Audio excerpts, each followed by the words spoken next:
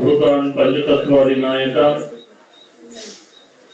पंचब्रह्ममया नवमी प्रज्ञाचार्यान् विभक्ति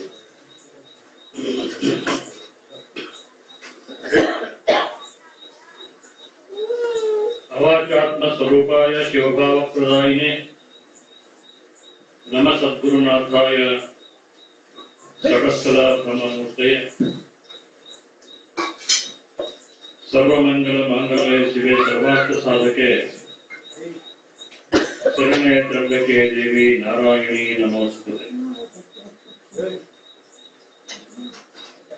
आराध्य ಗುರುಗಳನ್ನ ರೊಕ್ಕಂದ್ರೆ ತಾಯಿ ಜಗನ್ಮಾತೆಯನ್ನ ಸ್ಮರಣೆ ಮಾಡಿಕೊಂಡು ಬಿಚ್ಚೂರು ಗ್ರಾಮದ ಬಿಚ್ಚೂರಮ್ಮ ದೇವಸ್ಥಾನದ ಪ್ರಾಂಗಣದಲ್ಲಿ ನಡೆದಿರುವಂತಹ ದೇವಿ ಮಹಾತ್ಮೆಯ ಪುರಾಣದ ಒಂದು ಪಠಣವನ್ನು ಮಾಡಿರುವಂತಹ ಸಿದ್ಧಿಂಗಯ್ಯ ಹಿರೇಮಠರವರ ಮತ್ತೊಂದು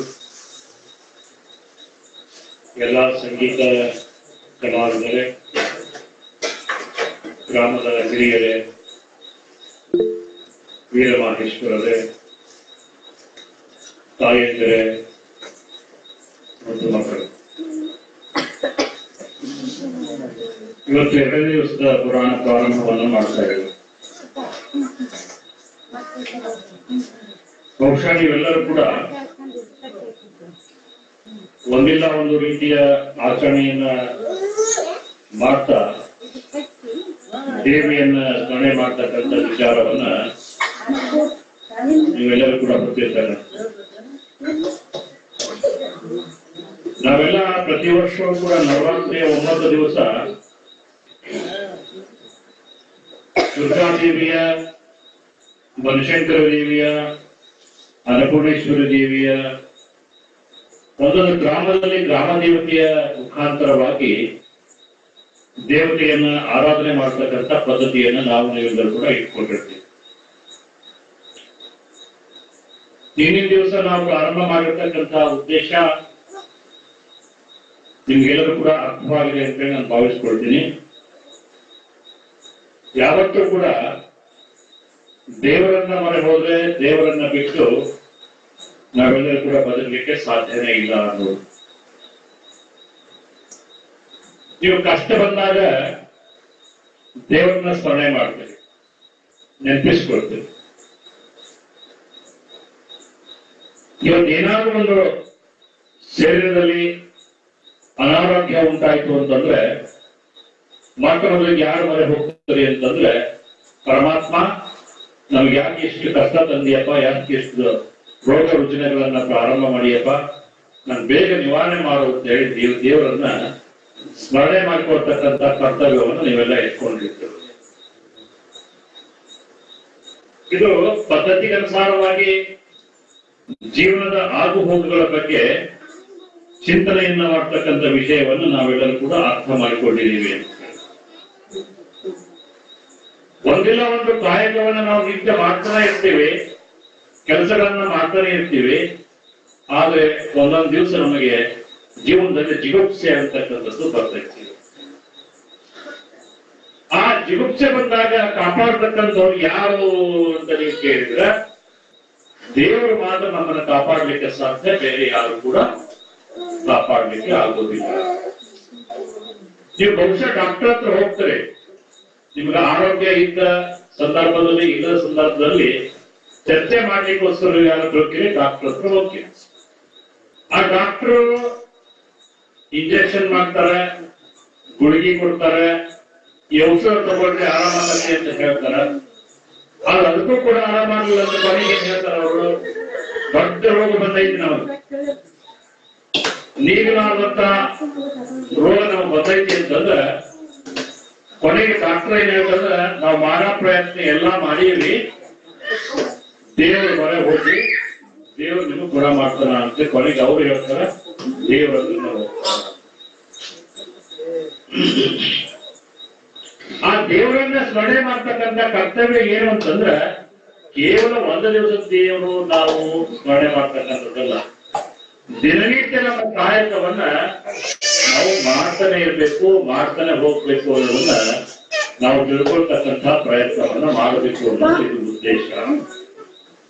ನೀವು 9 ದಿವಸ ನಾವು ದೇವ ಪುರಾಣ ಹಚ್ಚಿಬಿಟ್ಟಿವ್ರಿ, ಆ ದೇವ ಪುರಾಣವನ್ನ ಕೇಳಕತ್ತೀವಿ. ಆ ಕೇಳಿದ ಮೇಲೆ ನಮ್ಮ ಜೀವನ ಇಷ್ಟೇ ಮುಗಿತ್ರಿ ಅಂತೇಳಿ ನೀವು ಆಲೋಚನೆ ಮಾಡಬಾರ್ದು. ಯಾಕಂದ್ರೆ ಜೀವನದಲ್ಲಿ ಸದ್ಗತಿಯನ್ನ ನಾವು ಪಡ್ಕೊಳ್ಬೇಕು ಅಂತಂದ್ರೆ ಈ ಅರ್ಥಪೂರ್ಣವಾಗಿರುವಂತಹ ದೇವರ ಚಿಂತನೆಯನ್ನ ಮಾಡಬೇಕು ಅಂತ ಹೇಳಿ ಇಲ್ಲಿ ಉದಾಹರಣೆ ಮೂಲಕವಾಗಿ ತಿಳಿಸಿಕೊಡ್ತಾರೆ ಮಾಡ್ತಾರೆ. ಚಿದಾನಂದ ಅವಧೂತರು ಈ 2ನೇ ಅಧ್ಯಾಯದಲ್ಲಿ ಏನ್ ಹೇಳ್ತಾರ ಅಂತಂದ್ರ ಪರಮ ಮಂಗಲ ವೆನಿಪ ದೇವಿಯ ಕರುಣದಿನ್ ವರವಿತ್ತೋಜ ಶಂಕರನ ಹರಿಯನು ಕಳುಹಿದನು ಮಂಗಳೆ ಪರಬ್ರಹ್ಮೆ. ಈ ಜಗತ್ತನ್ನು ಸೃಷ್ಟಿ ಮಾಡಿರ್ತಕ್ಕಂಥ ಯಾವ ಪರಮಾತ್ಮ ತ್ರಿಮೂರ್ತಿಗಳು ಏನಿದಾರಲ್ಲ, ಬ್ರಹ್ಮ ವಿಷ್ಣು ಮಹೇಶ್ವರರು, ಅವರು ಆ ದೇವಿಯ ಮೊರೆಯನ್ನ ಹೋಗ್ತಾರೆ. ಆ ದೇವಿಯ ಮೊರೆಯನ್ನ ಹೋಗಿ ಅಲ್ಲಿ ಹೋಗಿ ಕೇಳ್ತಾರ, ಏನಂತಂದ್ರ ನಮಗೆ ಈ ಜಗತ್ತನ್ನ ಹುಟ್ಟಿರ್ತಕ್ಕಂತಹ ಜಗತ್ತಿನಲ್ಲಿ ಜೀವಿಗಳನ್ನ ಕಾಪಾಡ್ಲಿಕ್ಕೆ ನಮಗೆ ಸಾಧ್ಯ ಆಗುದಿಲ್ಲ, ಅದಕ್ಕೆ ನಿನ್ನ ಕೃಪೆ ನಮಗೆ ಬೇಕು ಅಂತಕ್ಕಂಥ ಭಾವನೆಯಿಂದ ಅವರು ಆ ದೇವಿಯ ಸ್ಮರಣೆ ಮಾಡ್ತಾರ. ಆ ಸ್ಮರಣೆ ಮಾಡಿದಾಗ ಅಲ್ಲಿ ಏನಾಗ್ತೈತಿ ಅಂತಂದ್ರ ಹರಿ ಮತ್ತು ಹರರಿಗೆ ಮತ್ತು ಬ್ರಹ್ಮನಿಗೆ ಉಪದೇಶ ಮಾಡಿ ದೇವಿ ತಿಳಿಸಿಕೊಡ್ತಾರೆ. ಏನಂತ, ನೀನು ಪರಬ್ರಹ್ಮನಾಗಿ ಈ ಜಗತ್ತನ್ನು ಆಳ್ತಕ್ಕಂಥ ಶಕ್ತಿಯನ್ನು ಹೊಂದಿರ್ತೀವಿ. ಆ ಶಕ್ತಿಯ ಮುಖಾಂತರವಾಗಿ ನೀನು ದೇವಿಯನ್ನ ಸ್ಮರಣೆ ಮಾಡುವ ಅನ್ನೋ ಮಾತನ್ನ ಹೇಳ್ತಾರೆ.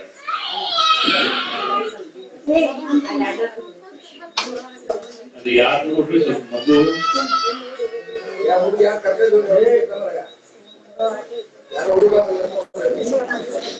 ಇಲ್ಲಿ ಸಣ್ಣ ಸಣ್ಣ ಶಿಶುಗಳನ್ನಾಗಿ ಆ ದೇವಿ ಬ್ರಹ್ಮ ವಿಷ್ಣು ಮಹೇಶ್ವರರನ್ನ ಮಾಡತಕ್ಕಂತಹ ಸಂದರ್ಭದಲ್ಲಿ ಆ ಚಿಕ್ಕ ಮಗುವಂತಹ ಆ 3 ತ್ರಿಮೂರ್ತಿಗಳನ್ನ ಏನ್ ಮಾಡ್ತಾರ ಅಂತಂದ್ರೆ, ನೀವು ದೊಡ್ಡವರಾಗಿ ಈ ಜಗತ್ತನ್ನ ಕಾಪಾಡುವಂತಹ ವ್ಯಕ್ತಿತ್ವವನ್ನ ನೀವು ರೂಢಿಸಿಕೊಳ್ಬೇಕು ಅನ್ನುವ ಭಾವನೆಯನ್ನ ವ್ಯಕ್ತ ಮಾಡ್ತಾರೆ. ಅದಕ್ಕೆ ಆ ಶಿಶುಗಳನ್ನ ದೊಡ್ಡವರನ್ನಾಗಿ ಮಾಡ್ತಕ್ಕಂಥ ಕರ್ತವ್ಯ ಯಾರು ಅಂತಂದ್ರೆ ತಾಯಿದು. ಈಗ ನೀವು ಮಕ್ಕಳು ನಿಮ್ಮ ಮನೆಯೊಳಗೆ ಇರ್ತಾವ, ಆ ಮಕ್ಕಳನ್ನ ದೊಡ್ಡವರನ್ನಾಗಿ ಎಲ್ಲಿ ತನಕ ಮಾಡ್ತೀರಿ ನೀವು? 14-15 ವರ್ಷದವರೆಗೂ ಕೂಡ ನೀವು ಕಾಪಾಡಿಕೊಂಡು ಅವರನ್ನ ದೊಡ್ಡವರನ್ನಾಗಿ ಮಾಡ್ತೀರಿ. ಅದಕ್ಕೆ ಸಂಸ್ಕೃತ ಮಾತನ್ನು ಹೇಳ್ತಾರೆ, ಪ್ರಾಪ್ತೇತು ಷೋಡಶೇ ವರ್ಷ ಪುತ್ರಂ ಮಿತ್ರ ವದಾಚರೇ ಅನ್ನೋ ಮಾತನ್ನು ಹೇಳ್ತಾರೆ. 16 ವರ್ಷ ಆಯ್ತು ಅಂತಂದ್ರ ಆ ಮಕ್ಕಳನ್ನ ಏನಂತ ನೋಡ್ಬೇಕು ಅಂತಂದ್ರ, ನೀವು ನಿಮ್ಮ ಗೆಳೆಯರು ಅಥವಾ ನಿಮ್ಮ ಮಕ್ಕಳಂತೆ ಅವರನ್ನ ನೋಡಬಾರದು. ಪುತ್ರಂ ಮಿತ್ರ ಅಂದ್ರೆ ಗೆಳೆಯರಂತೆ ನೀವು ಅವರನ್ನ ನೋಡ್ಬೇಕು ಅಂತ ಹೇಳಿ. ಇವತ್ತು ಮಕ್ಕಳು ಯಾವ ಮಾತನ್ನು ಕೇಳಂಗಿಲ್ಲ. ಇವತ್ತು ತಂದೆ ತಾಯಿಯ ಮಾತನ್ನು ಕೂಡ ಕೇಳಿಸುತ್ತೀರಿ ಇವತ್ತು ಮಕ್ಕಳು ಆಗಿದ್ದಾರೆ. ಆ ತಂದೆ ತಾಯಿಯ ಮಾತನ್ನು ನೀಡಿರ್ತಕ್ಕಂಥ ಮಕ್ಕಳು ಇರ್ತಾರಲ್ಲ, ಅದಕ್ಕೆ ಪ್ರಾಪ್ತೇತು ಷೋಡಶೇ ವರ್ಷ 16 ವರ್ಷ ಆಯ್ತು ಅಂತಂದ್ರ ಆ ಮಕ್ಕಳನ್ನ ನೀವ್ ಹೆಂಗೆ ನೋಡ್ಬೇಕು ಅಂತಂದ್ರ ಮಿತ್ರರಂತೆ ನೋಡ್ಬೇಕು, ಗೆಳೆಯರಂತೆ ನೋಡ್ಬೇಕು ಅನ್ನೋ ಮಾತನ್ನು ಕೂಡ ಹೇಳ್ತಾರೆ. ಅಂದ್ರೆ ತಂದೆ ತಾಯಿಯಲ್ಲಿ ನಮ್ಮ ಮಾತನ್ನು ಅವರು ಕೂಡ ನೀರ್ ಹೋಗ್ತಾರನ್ರಿ ಮಕ್ಕಳು ಅಂತ ನೀವು ಆಲೋಚನೆ ಮಾಡಿದ್ದಾಗಿತ್ತು ಅಂತಂದ್ರ 16 ವರ್ಷ ಪ್ರಾಯಕ್ಕೆ ಬಂದಿರುವಂತಹ ಮಕ್ಕಳು ಏನಾಗ್ತಾರೆ ಅಂತಂದ್ರ ತಮ್ಮ ದಾರಿಯನ್ನ ಬದಲಾವಣೆ ಮಾಡ್ತಾ ಹೋಗ್ತಾರೆ. ಬುದ್ಧಿಶಕ್ತಿ ಬದಲಾವಣೆ ಆಗ್ತದೆ, ಶರೀರದಲ್ಲಿ ಅವಯವಗಳ ಬದಲಾವಣೆಗಳಾಗ್ತವೆ. ಅಂತ ಸ್ಥಿತಿಯಲ್ಲಿ ನಾವು ಅವರನ್ನು ಮಿತ್ರರಂತೆ ಕಾಣಿ ಒಳ್ಳೆಯ ಬುದ್ಧಿಯನ್ನ ಹೇಳ್ತಕ್ಕಂಥ ವ್ಯವಸ್ಥೆಯನ್ನ ನಾವು ಮಾಡಬೇಕು ಅನ್ನೋ ಮಾತನ್ನ ಹೇಳ್ತಾರೆ.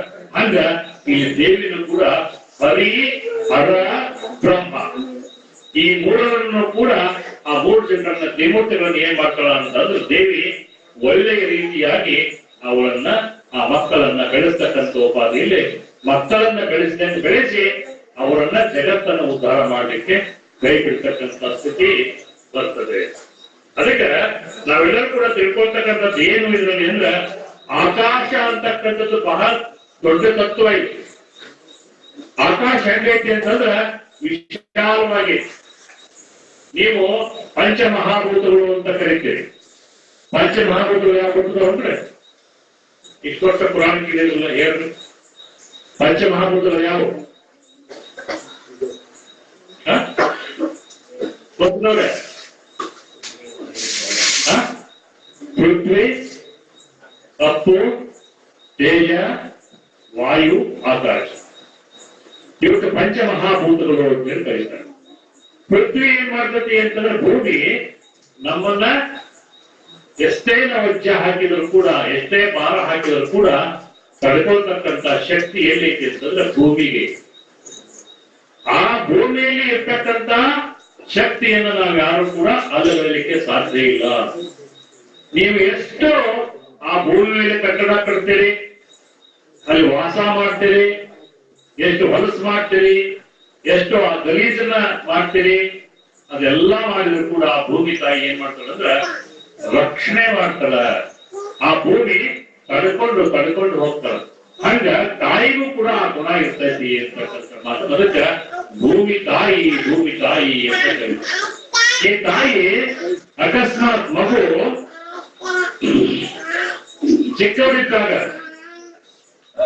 ಚಿಕ್ಕವರಿರ್ತಕ್ಕಂಥ ಸಂದರ್ಭದಲ್ಲಿ ಆ ಮಕ್ಕಳು ಏನಾದ್ರೂ ಗಲೀಜ್ ಮಾಡಿದ್ರು ಅಂತಂದ್ರೆ ನೀವು ಆ ಮಕ್ಕಳು ಏನ್ ಬಿಸಾಕ್ತೀರಿ? ಹಾಕ್ತೀರಿ? ಯಾಕೆ? ಇವು ಮಕ್ಕಳು ಮುಂದೆ ನಮ್ಮನ್ನ ಕಾಪಾಡ್ತಕ್ಕಂತ ವ್ಯವಸ್ಥೆಯನ್ನ ಮಾಡ್ಕೊಂಡು ಹೋಗ್ತಾವ ಅಂತಕ್ಕಂಥ ಭಾವನೆಯಿಂದ ಅವರನ್ನ ತೊಳೆದು ಅವರನ್ನು ಸ್ವಚ್ಛ ಮಾಡಿ ಒಳ್ಳೆ ಬಟ್ಟೆ ಹಾಕಿ ಅವರನ್ನ ಕಾಪಾಡ್ತಕ್ಕಂಥ ಜವಾಬ್ದಾರಿಯನ್ನ ತಾಯಂದರು ನೀವು ಹೊತ್ಕೊಳ್ತೀರಿ. ಕೊನೆಗೆ ಇವತ್ತು ಸ್ಥಿತಿ ಏನಾಗೈತಿ ಅಂತಂದ್ರ ಆ ಮಕ್ಕಳು ಕೂಡ ಇವತ್ತ ನಿಮ್ಮನ್ನ ಕಾಪಾಡೋ ಸ್ಥಿತಿಯಲ್ಲಿ ಮಕ್ಕಳು ದೊಡ್ಡವರಾದ್ಮೇಲೆ, ಮದುವೆ ಆದ್ಮೇಲೆ ಅವರು ಬೇರೆ ಬೇರೆಯಾಗಿ ತಮ್ಮ ಜೀವನವನ್ನ ನಡೆಸಿಕೊಡ್ತಕ್ಕಂಥ ಸ್ಥಿತಿ ಬರ್ಲಿಕ್ಕೆ ಸಾಧ್ಯ.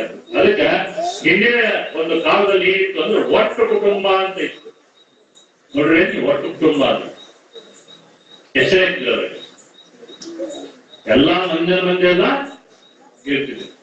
ಅಂದ್ರೆ ಅಣ್ಣ ಇರ್ಬೋದು, ತಮ್ಮ ಇರ್ಬೋದು, ದೊಡ್ಡಪ್ಪ ಇರ್ಬೋದು, ಚಿನ್ನಪ್ಪ ಇರ್ಬೋದು, ಅವ್ರು ದೊಡ್ಡವ ಇರ್ಬೋದು, ಚಿನ್ನವ ಇರ್ಬೋದು, ಅಕ್ಕಂಗಿರು ಅಣ್ಣಂಗಳು ಎಲ್ಲರೂ ಸೇರಿ ಒಟ್ಟು ಕುಟುಂಬ ಅಂತ ಹೇಳಿ ಒಂದೇ ಮನೆಯಲ್ಲಿ ವಾಸ ಮಾಡ್ತಕ್ಕಂಥದ್ದು.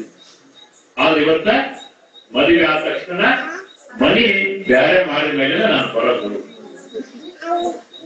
ಮನಿ ಒಡೆದ ಮೇಲೆನೆ ನಾ ಮನಿ ಒಳಗೆ ಬರಾಕಿ. ಆದ್ರ ಆ ದೇವಿ ಹಂಗ ಆಗ್ಲಿಲ್ಲ. 3 ಮಂದಿ ಮಕ್ಕಳನ್ನು ಯಾರನ್ನ?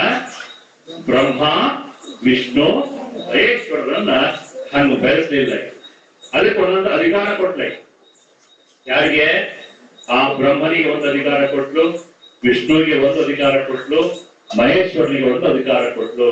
ಆ 3 ಜನರನ್ನ ಸಮಾನವಾಗಿರುವಂತಹ ದೃಷ್ಟಿಯಲ್ಲಿ ಕಾಪಾಡ್ಕೊಂಡು ಹೋಗಿ ಹೋದ್ಮೇಲೆ ಮುಂದೆ ಏನಾಗ್ತೈತಿ ಅಂತಂದ್ರ ಆ ಸ್ಥಿತಿಯನ್ನ ಮುಂದೆ ಬರ್ತಕ್ಕಂಥ ಜಗತ್ತಿನ ಆಗು ಹೋಗುಗಳನ್ನ ನೀವೆಲ್ಲರೂ ಕೂಡ ಕಾಪಾಡಿಕೊಂಡು ಯಾವ ಅಧಿಕಾರ ಇದ್ರೂ ಕೂಡ ಆ ಅಧಿಕಾರಕ್ಕೆ ನೀವು ಬಲಿಯಾಗಿ ನಿಮ್ಮ ತನವನ್ನ ನೀವು ಬಿಟ್ಟು ಹೋಗಬಾರದು, ಒಳ್ಳೆ ರೀತಿಯಾಗಿ ಬದುಕನ್ನ ಕಾಣಬೇಕು ಅನ್ನುವ ವಿಚಾರವನ್ನ ಕುರಿತು ಅಲ್ಲಿ ಬಹಳ ಸ್ಪಷ್ಟವಾಗಿರುವಂತಹ ಉಪದೇಶವನ್ನ ಆ ತಾಯಿ ಪಾರ್ವತಾದೇವಿ ಆ ಉಪದೇಶವನ್ನ ಮಾಡಿ ಕಳಿಸ್ತಾಳ. 3 ಮಂದಿ.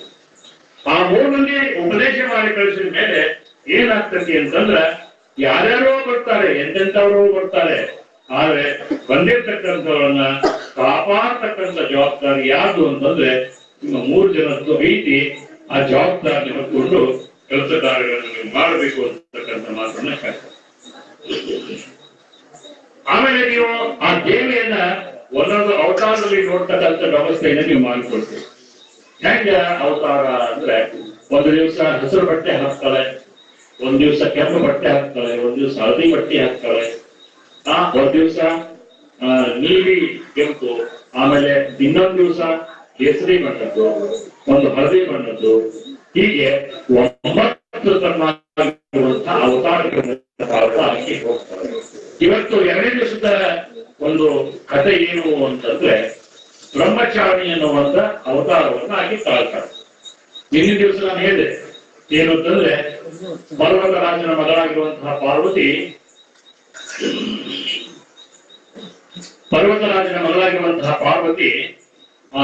ಯಾವ ಯಜ್ಞಕುಂಡದಲ್ಲಿ ಬಿದ್ದು ತನ್ನ ಶರೀರವನ್ನು ದಹನ ಮಾಡಿಕೊಳ್ತಾರೆ. ಆ ದಹನ ಮಾಡಿ ಹಾಕಿ ಸುಟ್ಟು ಹೋಗ್ತಾರೆ. ಸುಟ್ಟು ಹೋದ್ಮೇಲೆ ಆ ಪರಮಾತ್ಮ ಬಂದು ಅವಳನ್ನ ವೀರಭದ್ರನ ಅವತಾರ ರೂಪದಲ್ಲಿ ಬಂದು ಅವಳನ್ನ ಒಂದು ಜೀವನವನ್ನ ಹತ ಆದ್ಮೇಲೆ ದಕ್ಷ ಬ್ರಹ್ಮನ ಶಿರಚ್ಛೇದನ ಮಾಡಿದ ಮೇಲೆ ಮುಂದೆ ಹಾಕಿ ನಾನು ಮುಂದೆ ಹುಟ್ಟಿದ್ರು ಕೂಡ ನನ್ನ ಯಾರು ಕಾಪಾಡಬೇಡ್ರಿ, ನಾ ಹುಟ್ಟಿದ್ರು ಕೂಡ ಪರ್ವತರಾಜನ ಮಗಳಾಗಿನೇ ಹುಡ್ತೀನಿ ಅಂತಕ್ಕಂಥ ಶಪಥವನ್ನ ಮಾಡಿ ಆಕೆ ತನ್ನ ಪ್ರಾಣತ್ಯಾಗವನ್ನ ಅಗ್ನಿಗೆ ಆಹುತಿಯನ್ನ ಮಾಡಿಕೊಳ್ತಾಳೆ. ಮುಂದೆ ಆಕಿ ಮುಂದೆ ಪರ್ವತರಾಜನ ಮಗಳಾಗಿ ಪುನಃ ಮತ್ತೆ ಹುಟ್ಟುತ್ತಾಳೆ. ಹುಟ್ಟಿದ ಮೇಲೆ ವಯಸ್ಸಿಗೆ ಬರ್ತಾಳೆ. ವಯಸ್ಸಿಗೆ ಬಂದ ಮೇಲೆ ಆಕೆ ಏನ್ ಮಾಡ್ತಾಳೆ, ಬ್ರಹ್ಮಚಾರಿಣಿಯ ರೂಪದಲ್ಲಿ ತಪಸ್ಸನ್ನ ಮಾಡ್ತಕ್ಕಂಥ ಕೆಲಸವನ್ನ ಮಾಡ್ತಾರೆ. ಆ ಕೈಂಕರ್ಯ ಅಂದ್ರೆ ಕೆಲಸ. ಆ ಕೆಲಸವನ್ನ ಮಾಡ್ತಕ್ಕಂಥ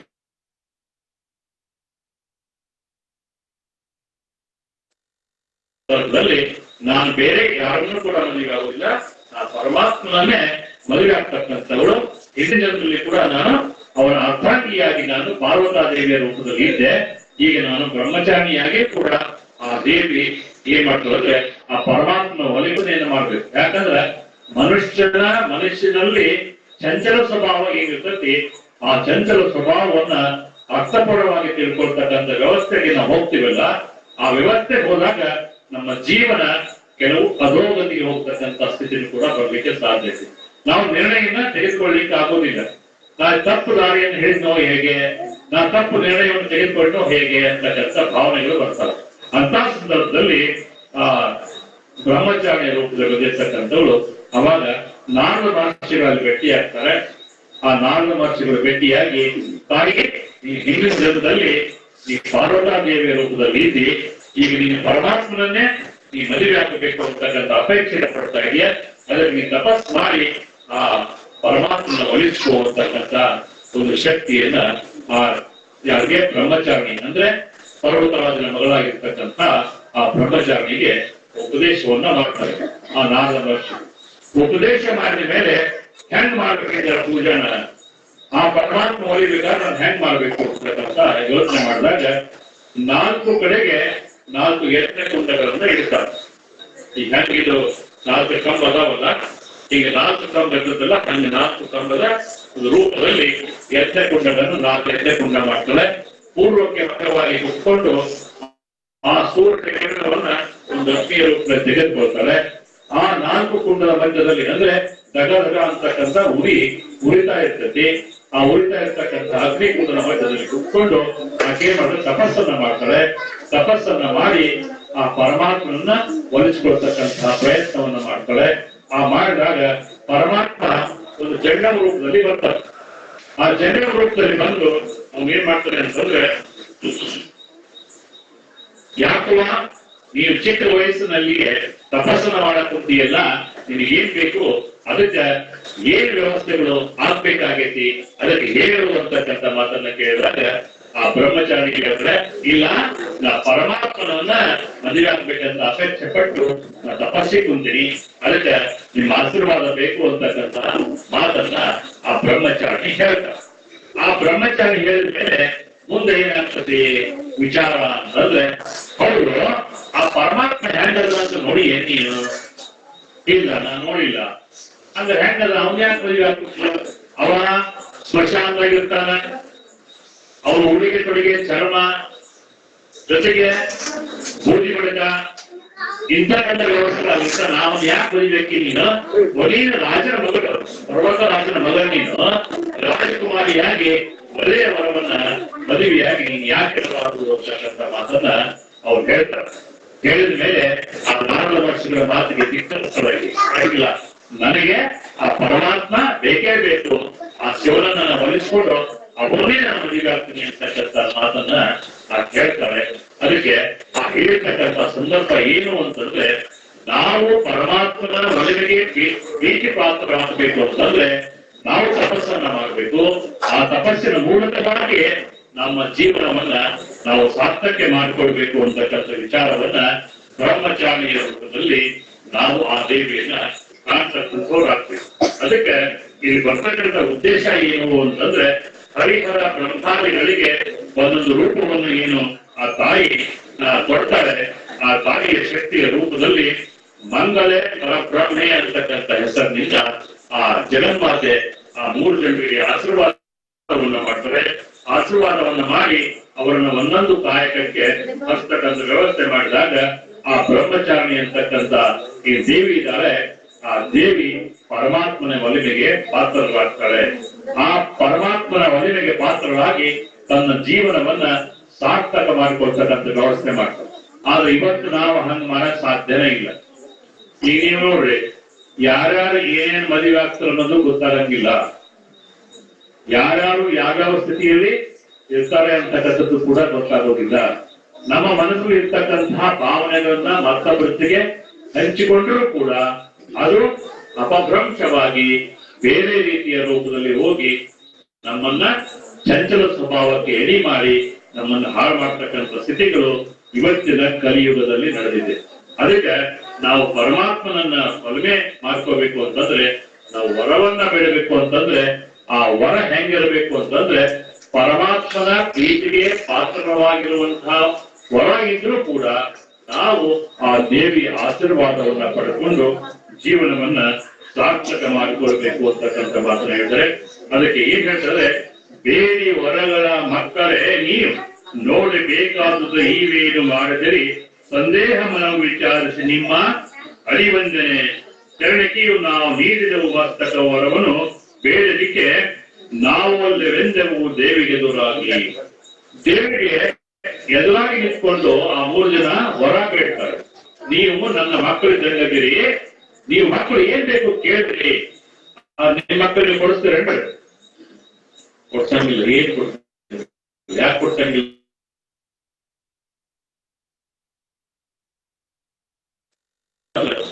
ಊಟ ಮಾಡೋ ಮುಂದೆ ನೀವೇನ್ ಕೊಡ್ತೀರಿ? ಮೊಬೈಲ್ ಕೊಡ್ತೀರಿ.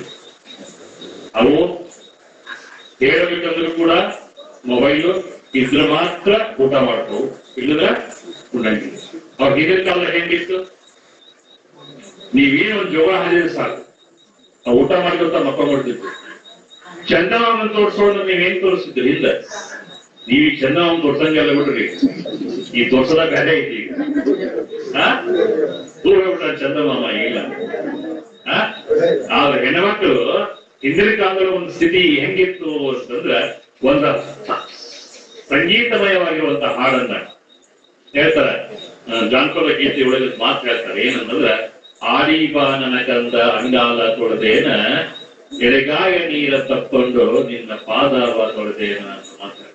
ಅಂದ್ರ ಚಿಕ್ಕ ಮಕ್ಕಳು ಹೆಂಗಿರ್ತಾವ್ರು, ದೊಡ್ಡ ಬಿಡ್ತಾವ್ರು